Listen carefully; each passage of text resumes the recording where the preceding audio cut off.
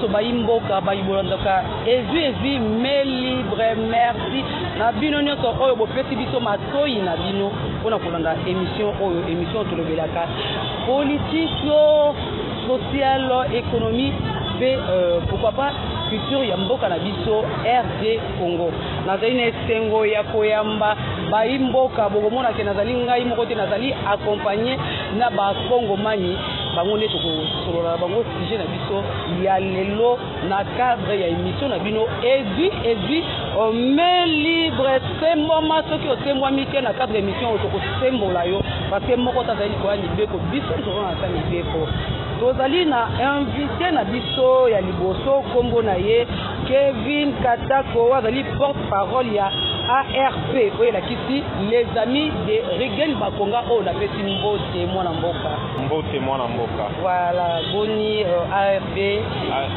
ezali bien et na kobanda nanu kopesa merci na mokonzi na ngai Ilanga Bakonga Rigen oyo pesi ngai lelo opportunité ya koporter mongongo ya ba ami ya Rigen Bakonga nyonso, c'est-à-dire à élever ngai na fonction ya porte-parole ya ARB oyo ezali atibel na biso mpona kosunga population. Voilà, et na ngambo lisusu tozali na mwana mboka Shadrach Asi oyo azali président ya Ligue des Jeunes ya Génération Bosoki président. Mbote mwana mboka.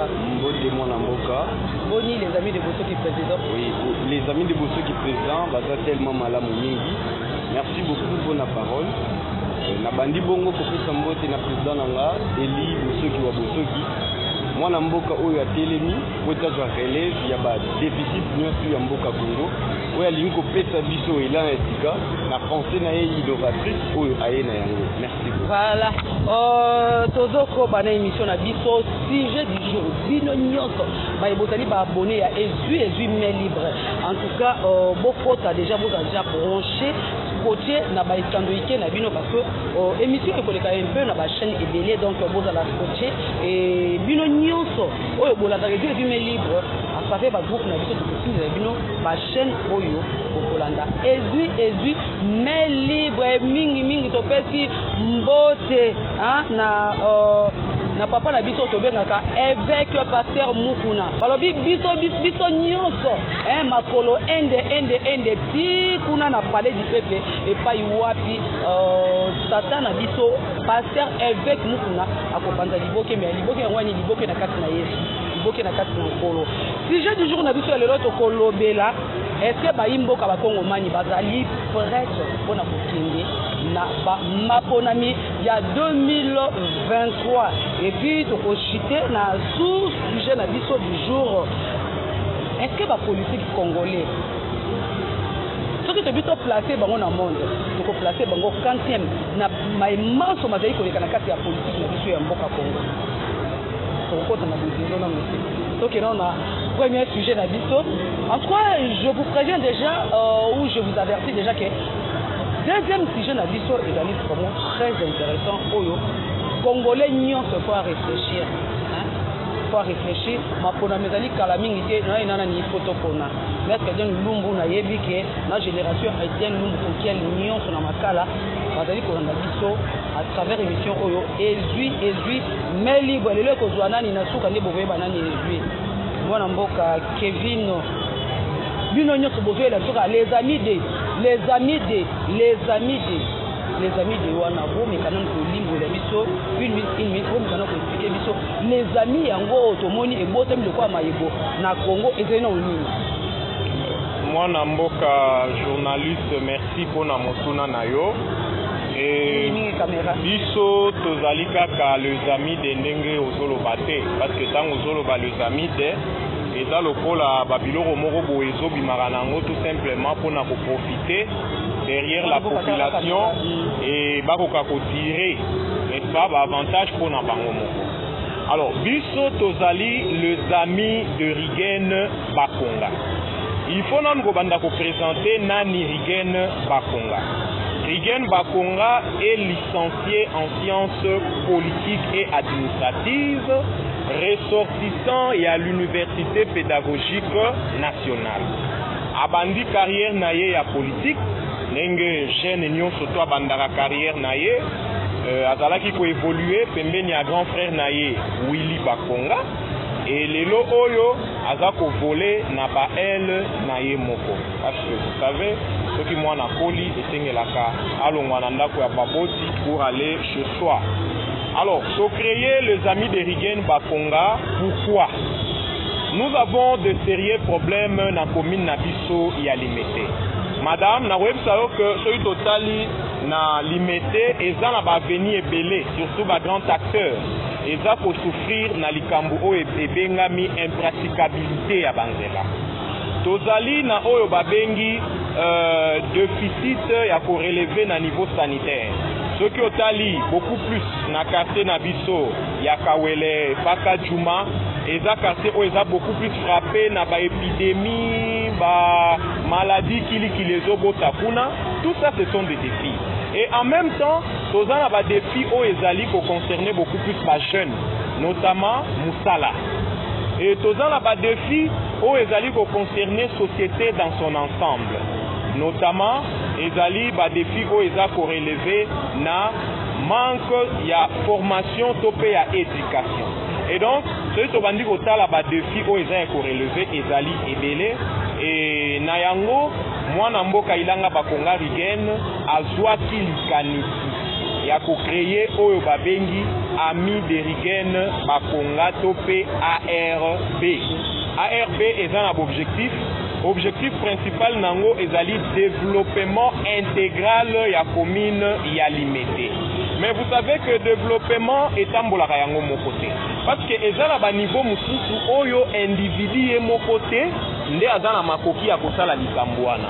To pe mibeko na biso ezo permettre. Fa na kozonga susu na kozonga na développement tokota. O bino bapesa bino mikoto to bapesa bino miko les amis de maman il faut la population à comprendre les amis oyo s'il vous plaît aussi. Na cadre les amis oyo yango ne tomona kano to mona ka les amis bake ba memi ba banderole na suka basuki na banganda na kozongela yo.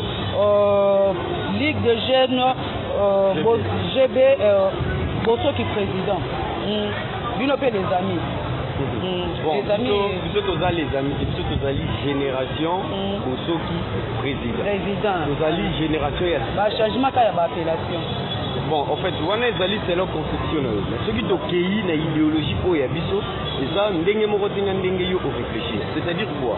Camarade Bosso qui président. Yewana nde mutu apesi biso idéologie o eza ya sika, o ekomema que ba jeune nyosi na conscience o biso de tant que ba jeune na relève pour toujours na pona mboka et tout ça là était lobby na tongo mboka na biso ekende liboso. Voyez. Donc c'est-à-dire quoi? Biso tozotala beaucoup plus à venir, il y a lobby, il y a bande na biso bazoya. Voyez. Aujourd'hui, ba jeune va perdre la valeur na bango mingi. Basali corrompu, un régime o ça en place. C'est pourquoi biso lokola tuye na génération Bosso qui président nouvelle pensée politique ya Congo dolingi ete makambu ya sika et ya nambo. Voilà. Les amis ceux qui pas les amis pardon génération Bosso qui président. Na lobaki na dobi émission oyo na ebisaki binoté ndeko Chadra Kazali ya parti nini ndeko Kevin azali na parti nini na bino moko na première question na biso bon comprendre na nani azali na opposition na nani azali na majorité présidentielle nanga muto azali na muto ya union sacrée nanga muto azali moimboka ya opposition bango nde lelo tokobeta masolo oyo ezali Congo démocratique nazonga epai na oyo ndeko Kevin tomoni Congo lobby zaki mwana mboka Mobutu atali 32 ans accueilli mwana mboka Joseph Kabila pardon musée aye atali yepe bambula et puis mwana mboka Joseph Kabila ye atali 18 ans de pouvoir lelo oyo Félix aye. Il y avait des défis à relever. Mais l'élan social là bas imboka, ils ont continué à se détériorer et l'homme politique a profité derrière cette faiblesse pour utiliser bas imboka comme quoi. Soko voter ngai na kosala boye na kozongisa boye discours wana esila ekoma kaka les amis accompagner moyennant 10 000 francs 20 000 francs. La population est exactement prête ya koyamba maponami wana et puis basalela yango comme il se doit selon bino mibale na bandi na ndeko ko mama journaliste tango ozotuna motuna na yo olobi eloko moko olobi détérioration ya sociale ya peuple congolais. Mais écoutez madame, tango ozoloba détérioration ya sociale ya peuple congolais, je ne sais pas à quoi vous faites allusion. Sur tous les plans. Parce que social eza ko englober makambo mingi. Na kati ya social toza no baza babengi ba infrastructure, na kati ya social ezali na éducation, na kati ya social en tout cas eza na ba domaine ebelé. Alors moi je veux maintenant rappeler à l'opinion que na kati ya social oh madame Azolo va détériorer aujourd'hui un Congolais qui payait $150 à l'école pour scolariser un enfant de la 2e année primaire, moi, Nalawana Lelo, à Futarata 50 francs. Et vous parlez de la détérioration. S'il vous plaît, madame, s'il vous plaît, vous avez posé la question, laissez-moi vous répondre. Vous avez posé la question, c'est à moi de répondre. Alors, vous avez parlé de la détérioration, je disais, détérioration, moi, il faut quand même que détérioration est athée. Mais sinon, est à œuvre humaine, imperfection est à l'île. Mais détérioration, je ne vois pas à quel niveau, parce que nous avons la scolarité des enfants qui est totalement aujourd'hui assurée par l'État congolais. Olobi malamu, olobi à quel niveau? Si quand on a rappelé à quel niveau, na niveau de justice. Le lot au fond moto et comment ça va échanger la voix du plus fort est toujours oyebi. Donc à niveau il y a université. Babena Kango, j'ai encore non corruption et ils ont continué car à niveau il y a madame la corruption je peux vous répondre la corruption est d'ailleurs eloko oyo mokonzi ya mboka aza kobunda contre yango makasi. Ça vous le savez très bien. Oh oui. Et niveau ya justice ezali eloko parce que biso toye kokuta système wana eti efanda. Vous savez ce que le système est fandi, bakendaka nango malembe pona koluka ko changer yango. Voilà. Aujourd'hui corruption tokoki ko combattre yango te lokola ndenge to atakaka malaria omeli mwa kisi omeli mwa nini malaria ici. Non, corruption eza na kati ya mentalité ya bakongo. Là il faut le dire. Même dans le monde tozoyoka ba statistiques sur la corruption. Donc eza eloko moko oyo eza na kati ya mentalité ya bato. Mais eloko nini politique mokonzi ya mboka azali komene ba action oyo tozomona pona politique contre la corruption. Ça vous le savez. Politique ni et même ceux qui nous suivent le savent. Sur pied pona ko pallier la situation na corruption et ko rotila. Mais tout d'abord, on a au Italie, Mokondamboka atie, je crois, agence pour la lutte à la corruption. Et au niveau des entreprises, pour le détournement à Mbongo, il y a une institution qui existe, qui est l'inspection générale des finances. Tout cela concourt na la méthode Mokondamboka za ko utiliser pour lutter contre la corruption, madame. Aujourd'hui, tout le monde a que bisika o Mbongo ebande ko fuiter, les autres fuiter les sous-terre. Tout ça, c'est le travail que le chef de l'État, avec ses lieutenants dans les différentes institutions, baza ko mener pour lutter contre la corruption. Mais il ne faudrait pas dire la détérioration comme si le gouvernement ne faisait absolument rien. Dès lorsque vous avez la gratuité de l'enseignement qui nous permet aujourd'hui, un enseignant qui touchait 157 000 francs, les lois en 450 000 francs, et vous parlez de la détérioration. Madame, l'Ikambouya insécurité et Zalikaka Awana Congo. Même aux États-Unis, il y a la criminalité. Il ne faudrait pas dramatiser la situation à Congo. C'est comme s'il n'y a que nous en République démocratique du Congo où il y a ce genre de histoires. Non, même aux États-Unis, je peux vous rappeler qu'il y a aussi la criminalité. Je peux vous rappeler cela. Mais au moins, s'il vous plaît, madame, mais au moins, nous devons reconnaître les efforts au Mokonjambo Kazosala pour lutter contre l'antiviolence. Voilà, ndeko Kevin, à quel engambo ya mwana mboka Shadrach. Ce que peut répondre, on a même aux questions. Bon, merci beaucoup pour la question et puis pour la parole ici sur le petit biseau. Ndeko nazongi na maloba ndeko na ngai ya wuti koloba awa que mokonzi mboka a tient en place ba institution tout ça où ya wuti koloba pour na lutter contre la corruption. mon frère, je suis sorti fraîchement de l'UDK.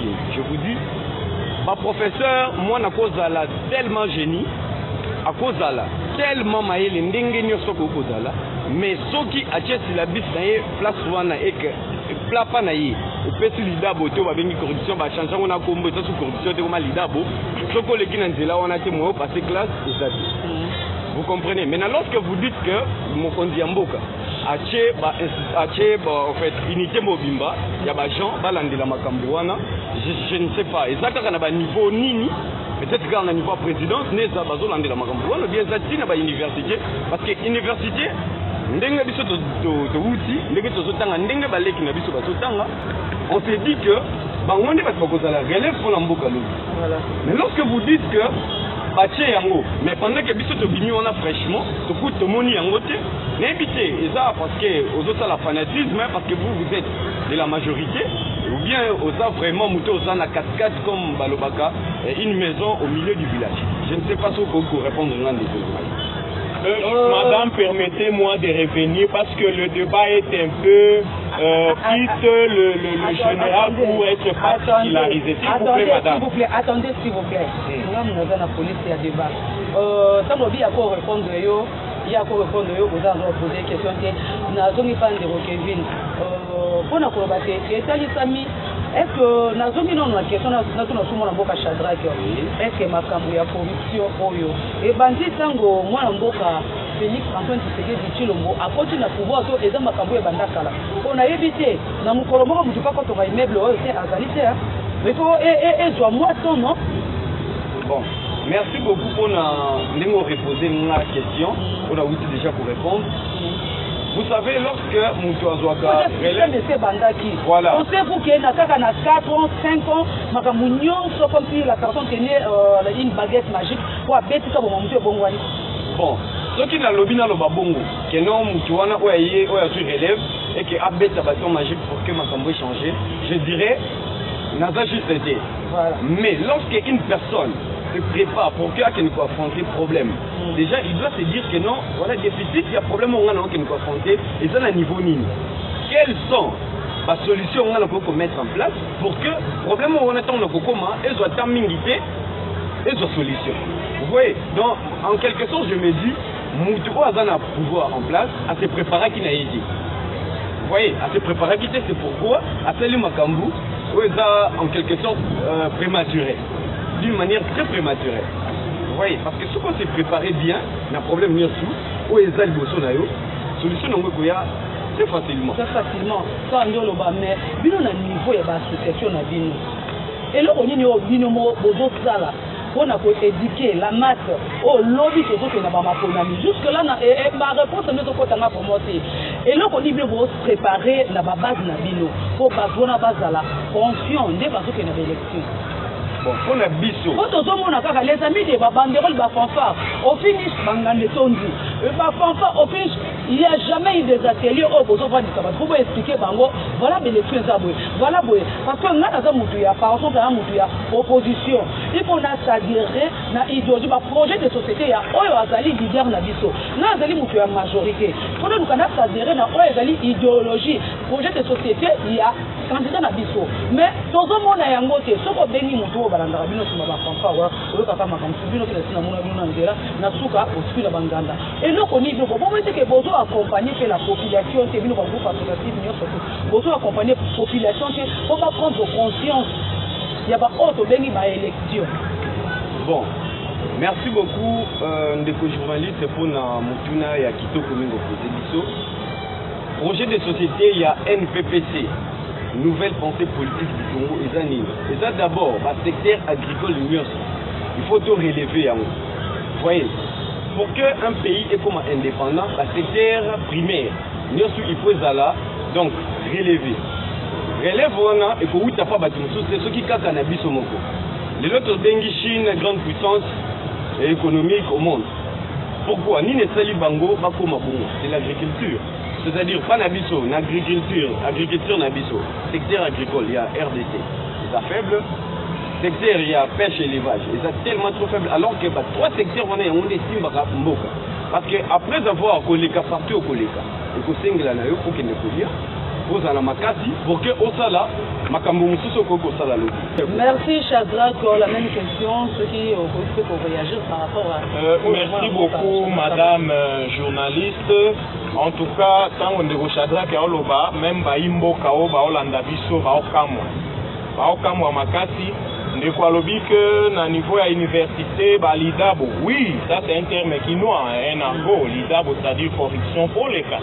Et puis Azoloba Mokondiamboka, Azosala Baeforté. Mais je me demande ce qui est Shadrach à vivre à Congo ou bien à Betaranae tout et puis à Yega Roko Saba Congolais dans l'association Nayo Yakana. Moi je me demande, Mokondiamboka a été initiative Moko Azwaki a pour interdire vente à travers le ministre des tutelles. Il y a pour interdire vente, il y a pas syllabus, topé ba support dans la université. Mais cette idée, c'était pourquoi? N'est-ce pas pour lutter contre la corruption? Parce que nous venons tous de l'université. Et c'est là qu'il y a un moment donné, pour que les Kanakou, à au travail, vous devez acheter le support. Est-ce que votre suivi est allé? S'il vous plaît, madame, ça c'est une autre question. Je suis en train de vous répondre. Ndeko Shadrach, le président Félix Antoine Tshisekedi Tshilombo, chef de l'État, qui est aujourd'hui le président de la République démocratique du Congo, a fait 36 ans de lutte. Je peux vous rappeler, dans l'opposition, 36 ans de lutte. Vous pensez que quelqu'un qui vient de l'opposition, n'a 36 ans à lutte, n'a pas été préparé? Non! On en a tous les plans, infrastructure, aussi les plans administratifs, école et tout et tout. À d'autres, la makambo et tout le monde n'a posé aucune question. Congo est un mounini. Pour vous, la charité bien ordonnée commence par soi-même. Katanga, on ne parle pas du Kasaï. Mokondiamboka, Aza Mokondiamba, Congolais, Nyonso. Baïba Ndundu, Congo, Congo central, Est, Kasaï, Katanga, partout. Azali, président des Congolais, Nyonso, il y a beaucoup de poser des questions. Moïmboka, Ozali, Nakati, il y a opposition. Nebisabiso. Oh, nous sommes beaucoup avec ça là. Et tout le monde a fait son nom. Vous savez, ceux qui ngana nazalaka mutumo naza beaucoup plus pratique. Na linga kuluba makambo eza bosembo. Na misu ya population pe na misu ya nzambe. C'est-à-dire ceux qui na lobi ke mokonzi mboka o aza en place asali le côté. Vous savez, même nzambe na likolo ko sepela na ngati. Mais na lobi ko sali o ya to sala. Et ça suffisant par rapport à la promesse na ye o ya a promettre ki na population. Je pense que vous avez sur Namakambo Nazoloba. Vous savez, ce qu'on lobby n'a terme à pourcentage, ça encore c'est une autre chose. C'est encore une autre chose. Pourquoi est-ce que j'ai dit ça? Laissez-moi parler. Pourquoi est-ce que j'ai dit ça? Au promettre Biso lobby, ngai ce qui n'a pas conduit, n'a pas ça la namboka ngai Allemagne et Afrique. Mais jusqu'à présent, maman il a ndenge tonde la rabiso ce qui mboule, mais des autres de la biso. Malem mais tozo ko par rapport à une question de Martin Ilunga Nyengele pour le Biboli. Madame, d'abord, moi je suis content que le message Wana et aussi Nandeko Nabiso Oyazan intérieur. Et au moment que question Oyo et mettre en difficulté mon co-débatteur sur ces plateaux, voir au Kabopé Sabargima Naïba Siaga Namote. Je n'y crois pas. Madame Lelo, même chez moi, si vous allez à l'intérieur du pays, par réalisation, Ezali. Ezali, expression, il y a volonté, il y a Mokondiamboka, il y a Kobongisa Congo. Territoire, Moussou, Sorokei, école, et Tikala Bokomate.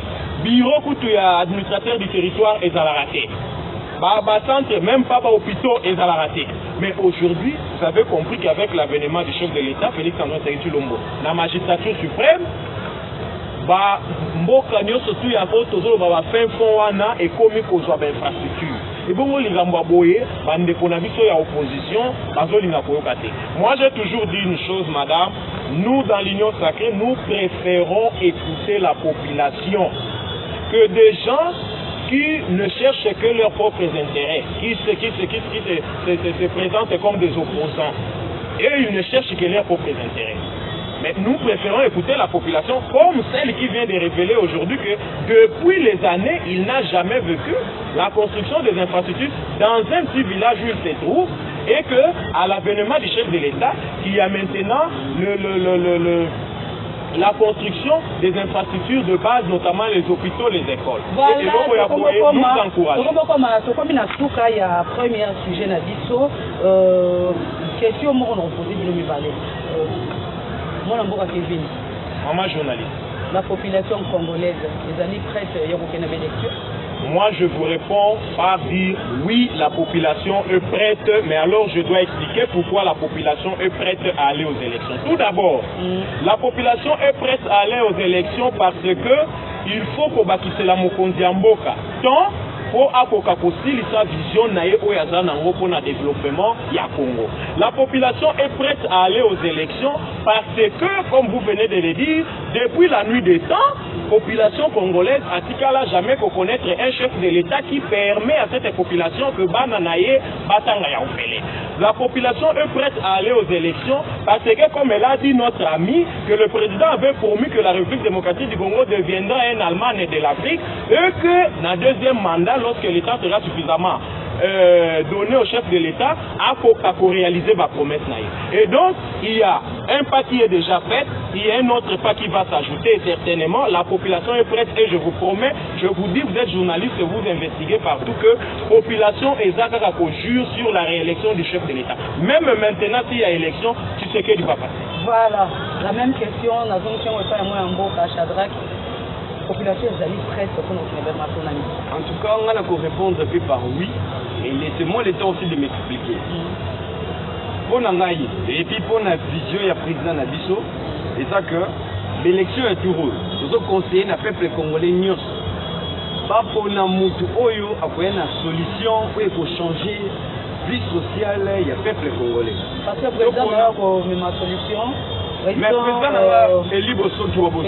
qu'est-ce qu'il a déjà fait pour ce pays? Vous savez, s'il vous plaît, la question. Vous savez, est-ce qu'il y a un moins école ou quelque part? Mon frère, vous avez vu le secteur où on a touché, ah oui, ça, trois secteurs où il y a pays pour qui.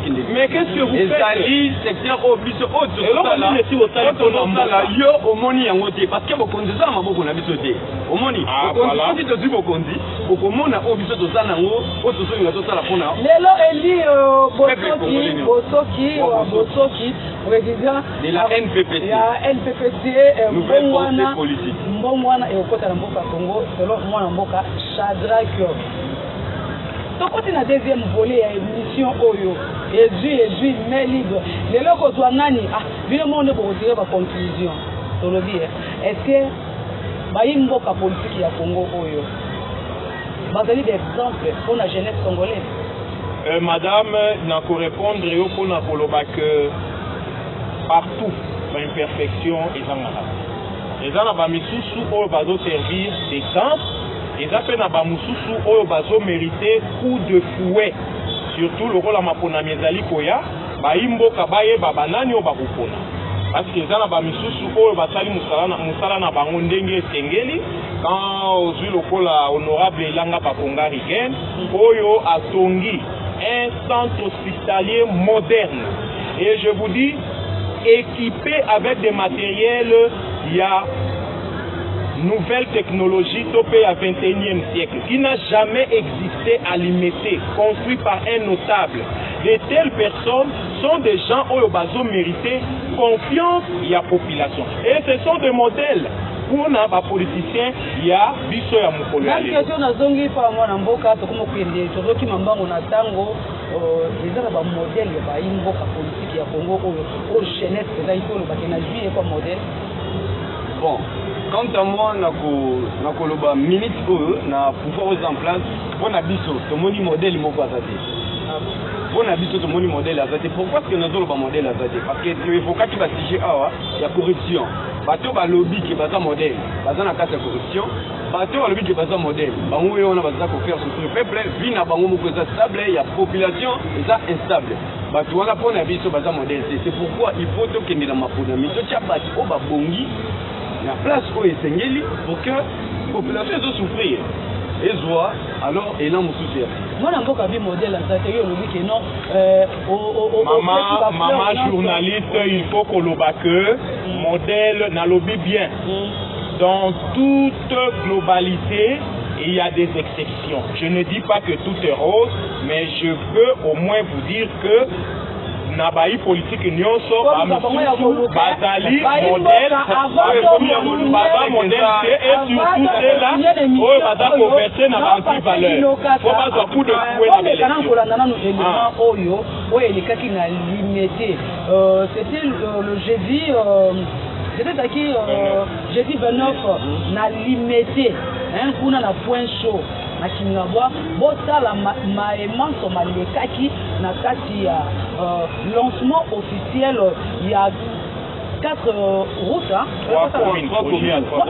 3 communes, mais à Kingabwa c'était 4 routes où il fallait OVD Asala pour Asala Moussala pour na Kingabwa botala bino moko ba modèle congolais au faux jeunesse landa bolanda et puis tout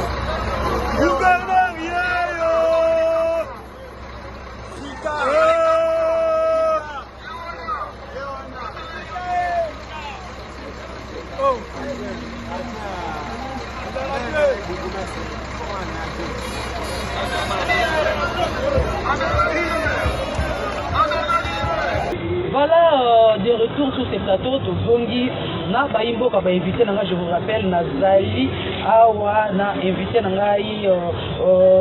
Kevin, Ouazali, membre de RFFI, porte-parole, il y a ARB, les amis de Regen Bakonga, et puis Nangambo, Tozali, Ndeko Chadra, qui est président de la Ligue des Jeunes, Génération Bosso qui est président. Tolandi na ba image ko teli ko mona mwana mboka je koko mulumba o azali vice-gouverneur en fonction il y a vu le province à Kinshasa azali ko kitsa un sénateur na bangé ya l'état asekita kita bien ko bolandi ba commencer au sale belé zake na sénateur Regen Bakonga na mwana mboka je koko mulumba bango nyso ba inyo sacré na yango mwana mboka Shadrack commentaire ni ko sala par rapport ya ba image ko en tout cas, par rapport à l'image de Ruti Kolanda, quant à moi, il y a un invité biso que exemple Kolanda n'a pas osé en place, en tout cas pour l'angaï et puis pour l'idéologie n'a biso exagéré. Comment est-ce que ma autorité au bas en place, ma coquille pour ça la macambo est un peu trop banal comme ça. Pourquoi ne pas qu'on respecte hiérarchie en fait fonction à Moninga. Lorsque nous quittons sa autorité, na enjeu à l'État, oui c'est qui. Vous ne voyez pas qu'il y a des tiraillements? Pourquoi des tiraillements? Nazongi nanga mono mwana mboka Kevin Kolandi je crois que jour wana ipo zaki présent et ça ino bino ndenge nini bayimboka ya ngambo ya Regain Bakonga komona ke mokonzi na bino o bino bozo soutenir vice-gouverneur a bon élevé devant la population. Ça n'a pas de Madame Edana Eloko Moko, il faut nous corriger. Olobi ba humilier yé qui remplace Regain Bakonga.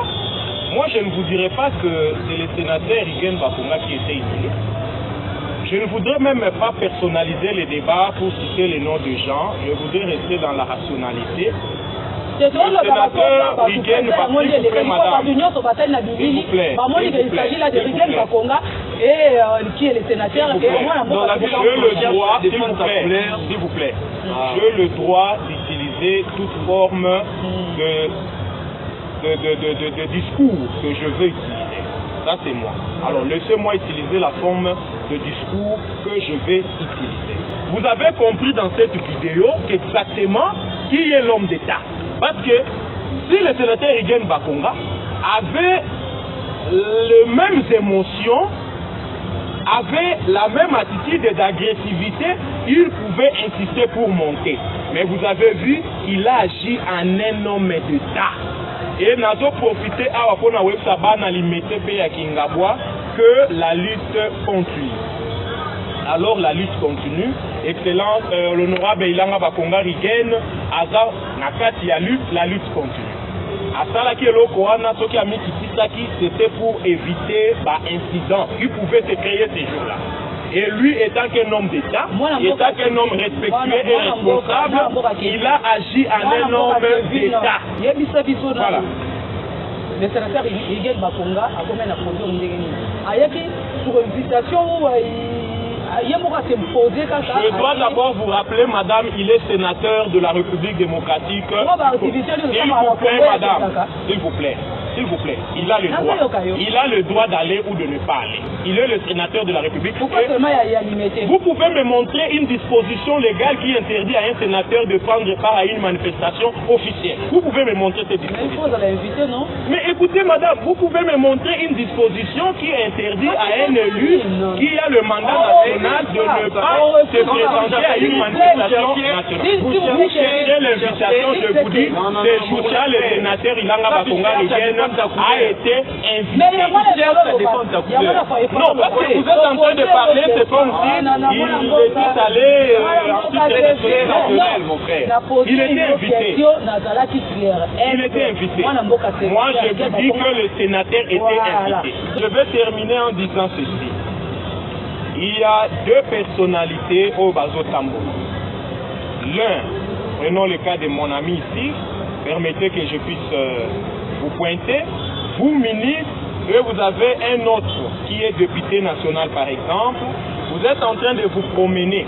Or, dans la déontologie et même dans l'éthique et morale d'un homme d'État, vous savez que l'homme d'État a beaucoup de restrictions dans la masse. Et lorsque les deux hommes se promènent, l'un ministre, l'autre député national, ces ministres se permettent de verser dans des actes purement contraires à l'éthique et à la morale, je crois qu'entre les deux personnalités, celui qui est humilié est connu. C'est celui qui a versé dans les actes contraires à la morale et à l'éthique. Voilà, merci d'avoir Mboka et Kevin et pour remercier Fitch Kalonga na côté Londres au IEP à Fuyaki émission Oyo et du libre en disant la question te posaki est-ce que na baï politique ya mboka biso Congo tozali ba modèle to ko Kolanda o IEP a répondre na ba question o ya tinde pe moi makanisi na yepo na koloba ke ezana ba musu il faut to longola malala ya kokola il faut to créer to longola bona malala ya malamu ko e ko risquer e bebisa malala nyonso to komi na suka to komi ko chiter na émission na bino ezui mais libre Auto ce qui t'a to kopeta moko na moko maloba auto clôturer émission na biso ezui mais libre maloba ya suka par rapport à la sujet un peu mibalé au Sokolo et puis tu peux faire Maroka. Nanga moyen de construire photo clôturé. Merci beaucoup. Le Belaki ba Congolais est-ce que bazali la population congolaise est prête pour nous na maponami et deuxième question est-ce que vous avez ba leader to vous avez ba modèle ba imboka politique oyo la jeunesse congolaise a ko landa na bango. Merci beaucoup les journalistes la parole pour clôturer l'émission na biso na petit beaucoup plus félicitations et puis matondi mingi na oya biso mokambi monsieur Bosoki wa Bosoki Eli na initiative oyo azwi ya kozwa relève ya mboka et puis ya komema bana ya mboka en tout cas na changement pe na développement ya oya biso za mboka oya biso mwana mabele Eli Bosoki wa Bosoki tokoni yo et puis tokopona yo ti suka. Merci beaucoup. Merci beaucoup madame. Mon ngai suka ezali na koyebisa ba Congolais que maponami ezali koya na banza ete tozomona de part et d'autre nani oyo tokoki kopesa na ye confiance qui aza na souci ya population nani aza na souci ya population te parce qu'il faudra qu'on rappeler na ba imboka que inauguration ya lancement ba travaux esalimaki na Kingabwa ezalaki na cadre ya projet à 3 communes ya chef de l'État. Cependant, projet wana ezalaka bloqué na souffert de l'exécution. Et il fallait que Ilanga Bakonga Rigen atelema bunda pour que lelo oyo tozwa victoire oyo tozwi na limité dans son ensemble. Et donc, to lembate, to soutenir mwana mboka Ilanga Bakonga Rigen, tozala toujours présent ARD ezali structure na biso, ASBL na biso, AREP ezali parti na biso. Je ne saurais terminer cette émission sans que n'a fait ça. Basalamu nangai na oyo azali autorité morale ya parti na biso, maître Guilo Anombo excellence, na pesi basalamu nangai et puis naza toujours ko fortifier, ko réconforter bana limité acte wana ezalaki posé ezalaki ya humiliation te po na biso mais ezalaki acte ya victoire. Et la kisi ete tozo bangisa mais tozo banga donc comme na suka ya émission na bino ezui mais libre émission bozela ka bolangaka mingi balobaka yo kanisi ofukamisi mu donc ati mutaza côté les masosola sosola bo sosola par rapport ya o nyoso tout et les kaki le 29 le jeudi 29 juin kuna na commune ya Limete na Kingabwa point chaud.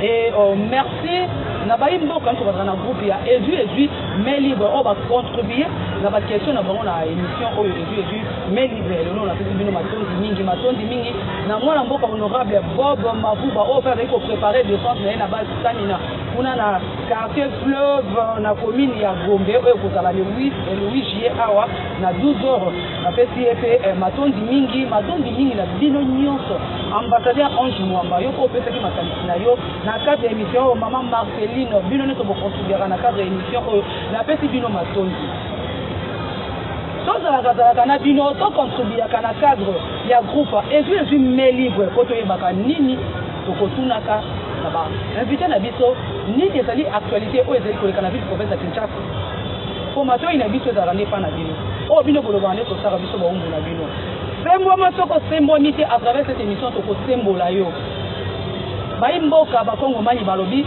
bazali prêtre mpona kokende na maponami ya 2023 yo nani ipokanga maponami ya 2023 et puis babakisi balobi boye bango bamanda na bango bapesi na tata mokonzi Félix Antoine Tshisekedi Tshilombo mpona deuxième mandat na ye po koachever kosilisa oyo ezalaki baprojet de société na ye baimboka mpe ya opposition bango balobi bakokenda maponami te so bamoni clair te na bafiche électoral biso na bino kaka